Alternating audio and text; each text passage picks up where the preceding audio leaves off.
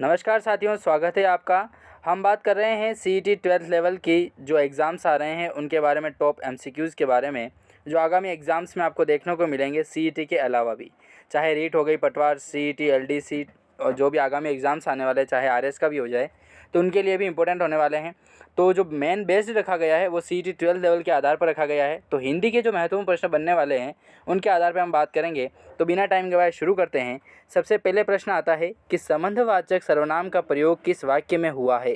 वाक्य आपके सामने है, ऑप्शन आपके सामने हैं, तो जल्दी से बताइए संबंधवाचक सर्वनाम का प्रयोग किस वाक्य में हुआ है। ऑप्शन ए, जो करेगा सो भरेगा। ऑप्शन बी, जैसी करनी वैसी भरनी। या ऑप्शन सी, उसके पास कुछ है। या ऑप्शन डी, वह इधर ही आ निकला। और ई ऑप्शन तो देखो अभी जो नया अपडेट आया है उसके आधार पर ई ऑप्शन जोड़ा गया है, तो हमने भी इसको रखा गया है। लेकिन आपको वहाँ पर ई ऑप्शन नहीं बनना है अनुत्तरित प्रश्न है, क्योंकि माइनस मार्किंग नहीं है। तो 4 ऑप्शन में से ही आपको आंसर देने हैं, ठीक है। और कोई सा भी प्रश्न आपसे छूटे नहीं, क्योंकि माइनस मार्किंग नहीं है, मतलब आपको जो 150 प्रश्न आएंगे वो 150 के 150 पूरे करने हैं, ठीक है। तो इसका जल्दी से राइट आंसर बताइए क्या हो जाएगा।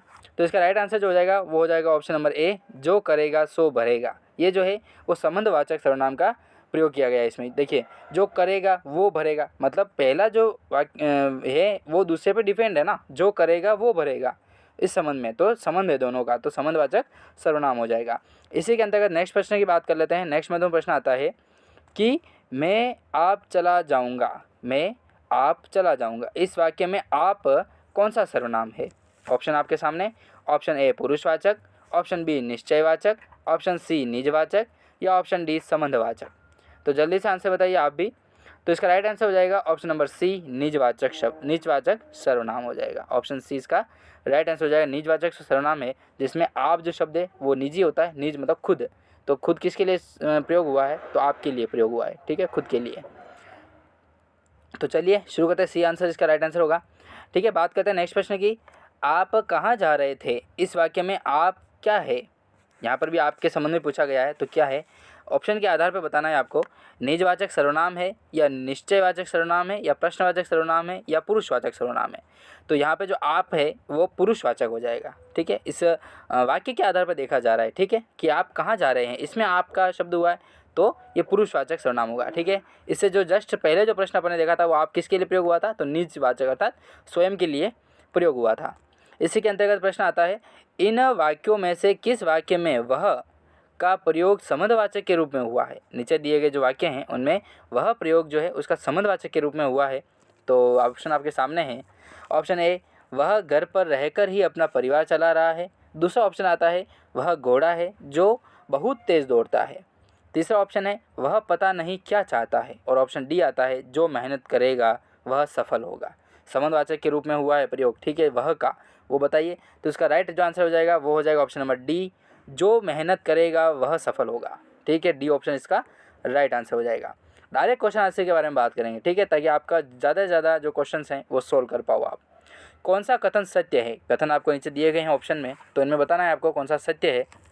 चलिए, ऑप्शन ए आता है, सर्वनाम संज्ञा की पुनरावृत्ति को रोकता है। सर्वनाम जो है वो संज्ञा की पुनरावृत्ति को रोकता है। ऑप्शन बी आता है, सर्वनाम संज्ञा की तरह प्रयुक्त होता है। या ऑप्शन सी आता है, सर्वनाम का भी अपना लिंग वचन होता है। और ऑप्शन डी आता है, सर्वनाम के बिना भी वाक्य सुंदर हो सकते हैं। तो जल्दी से बताइए सर्वनाम के संदर्भ में कौन सा कथन सत्य होगा। तो इसका राइट आंसर हो जाएगा ऑप्शन नंबर ए, सर्वनाम संज्ञा की पुनरावृत्ति को रोकता है। सर्वनाम का महन उद्देश्य जो है वो क्या है, पुनरावृत्ति को रोकना ही है, संज्ञा की पुनरावृत्ति को, ठीक है। तो इसकी पालना इसमें हो रही है। नेक्स्ट महत्वपूर्ण प्रश्न की बात करते हैं। तो नेक्स्ट प्रश्न आता है, पुरुषवाचक सर्वनाम के कितने प्रकार होते हैं। पुरुषवाचक सर्वनाम जो है उसके कितने प्रकार होते हैं। Option A 4, option B 5, option C 8, या ऑप्शन डी 3, और ऑप्शन ई आता है अनुत्तरित प्रश्न का। तो जल्दी से बताइए क्या हो सकता है इसका आंसर। तो इसका आंसर हो जाएगा 3। पुरुषवाचक जो सर्वनाम होता है उसके 3 भेद माने गए हैं। कौन कौन से हैं वो आप कमेंट के माध्यम से आप मेरे को बता सकते हैं। नहीं होगा तो फिर मैं आपको कमेंट पिन करके बता दूंगा। फिर प्रश्न आता है कि कौन का प्रयोग किसके लिए होता है। कौन जो शब्द है उसका प्रयोग किसके लिए होता है। ऑप्शन ए सजीवों के लिए, ऑप्शन बी आता है निर्जीवों के लिए, या ऑप्शन सी आता है दोनों के लिए, या डी आता है इनमें से कोई नहीं। तो कौन जो शब्द है उसका प्रयोग जो है वो सजीवों के लिए होता है। तो इसका राइट आंसर हो जाएगा ऑप्शन नंबर ए, सजीवों के लिए कौन शब्द का प्रयोग होता है, निर्जीवों के लिए नहीं होता है, ठीक है। महत्वपूर्ण प्रश्न आता है अगला, सर्वनाम पद के अंतर्गत आते हैं। सर्वनाम पद जो हैं उनके अंतर्गत क्या क्या आते हैं देखिए। ऑप्शन ए विकारी, ऑप्शन बी आता है अविकारी, ऑप्शन सी अव्यय, या ऑप्शन डी आता है उक्त तीनों, या ऑप्शन ई आता है अनुत्तरित प्रश्न का। तो जल्दी से आंसर बताइए। सर्वनाम जो पद है उसके अंतर्गत आते हैं विकारी शब्द आते हैं। ऑप्शन ए इसका राइट आंसर हो जाएगा विकारी। नेक्स्ट प्रश्न की बात करते हैं। तो नेक्स्ट प्रश्न आता है जिसका किस सर्वनाम का